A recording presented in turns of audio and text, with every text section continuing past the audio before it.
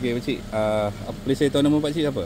Nama saya Rosli Jacob. Okey, saya nak tanya sikitlah pengalaman Pak Cik semasa pembelian tanah dengan Koperasi Laman Setia ni di Laman Harmonis ni. Pengalaman saya bila saya beli rumah ni, ianya prosesnya lebih baik lah, lebih mudah. Jadi dalam proses untuk pembelian rumah ni, jadi saya pun bila jumpa dengan Koperasi Laman Setia ni, sebelum tu saya pun terfikir juga lah, takut ada yang macam scammer semua tu. Saya terfikir sebelum beli tanah, yang mana bila saya selidik, memang betul lah, ia bukan scammer dan memang ia, bila saya beli rumah ni memang tepat lah.